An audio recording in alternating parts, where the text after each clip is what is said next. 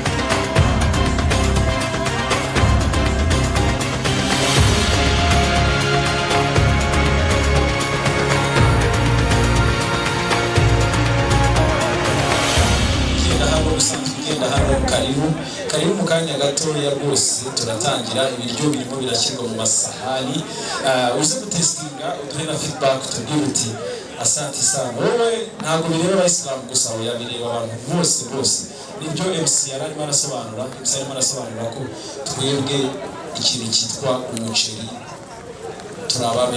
turabami bacu noneho wagera ku muceri w'ibiraho alhamdulillah rabbil alamin. MC arakomeza abasobanurira uko igikorwa kigiye kugenda.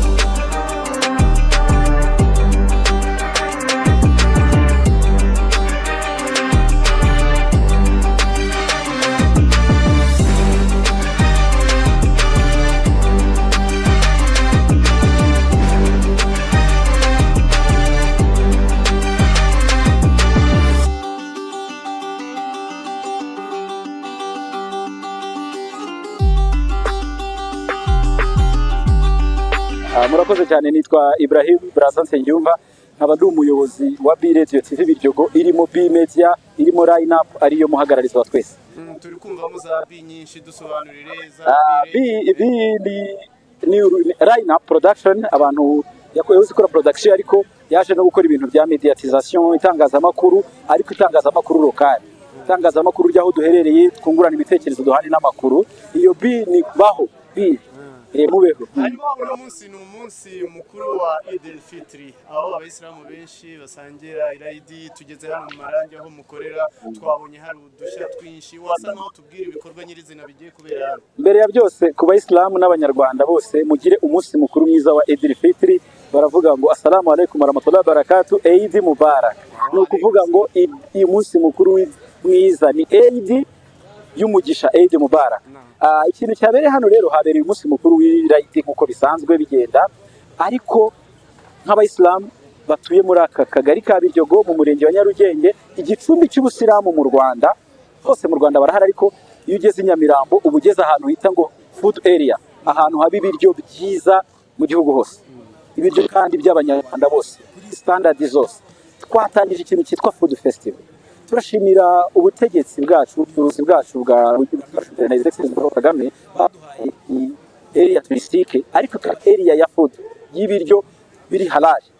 Ubuze halal ku bayisilamu barabyumva, ni ibiryo biziriwe, bitaziririje biziriwe. Rero twatangije ikintu cyitwa food festival.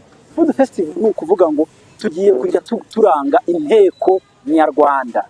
Twabihuje n'umunsi wa Fitr, kandi tuzabikora igihe cyose. Tuzabikora kuri Edira, tubikore mu mugambi wa Kinyarwanda, tugaragaze inteko ya Kinyarwanda, tukanguriye abashefu n'abatetsi bose bashaka kwigisha guteka.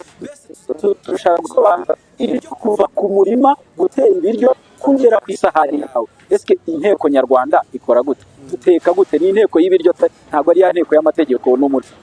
Hanyuma hari udushya, ni ibintu bitari bisanzwe ngo hari abantu bagiye bari bafatira amafunguro hano. Uyu munsi ibyo wasobanuraga, uyu munsi turaha abanyarwanda bose babonye hano ibiryo ku buntu batishyuye, tubifatanyije n'aba baterankunga bose mureba kuri no bana, barimo amaresitora akorera aha, barimo amabotike adukikije hano, barimo izindi nganda zose dufatanya. Mwabonyemo Lucky Rice, mwabonyemo Jibu, mwabonyemo amaresitora akorera nka Mazete, Makoko, Sada aho bita kuri Tanu, n'abandi bose bakorera aha. Twashyize hamwe, umuco w'ubumwe waradufashe, twabiteguriye ahantu hamwe, noneho tugiye kwita tubirangiza tugaburira abanyarwanda. Hanyuma ndatugana nko ku musozo, uku kwezi mwaranzwe n'ibihe bikorwa bitandukanye. Twahaye abayisilamu n'abayisilamukazi baturiye mu karere ka Biryogo no mu nkengero zabo imiryango igera kuri 200. Twabafashije kubona ibiryo by'ukwezi muri iki gisigo cya Ramadan. Twanabahaye n'icyitwa Zakatul Fitr. Dufite na gahunda yo gukomeza muri uwo muco, bintu birangirira aha, tubaha mitiweli, tukabavuza uko dushoboye, hamwe n'abo banyarwanda dukorana. Harimo diaspora z'abayisilamu yo mu mahanga, dufite diaspora ya Belgique, ya Canada, yo Bufaransa. Turabashimiye cyane ku mufatanye bwabo. Turashaka ko umunyarwanda aba kwisonga nk'uko leta ibidusaba. murakoze wasoza icyo wenda wasaba nk'abayisilamu muri rusange ndifuriza abayisilamu n'abanyarwanda bose muri rusange umunsi mukuru mwiza wa Idil Fitr, nkabasaba gukomeza gushyira hamwe tuzwa n'intore Felix Paul Kagame tunamusabira amahoro n'umugisha n'abandi bishimye. urakoze cyane.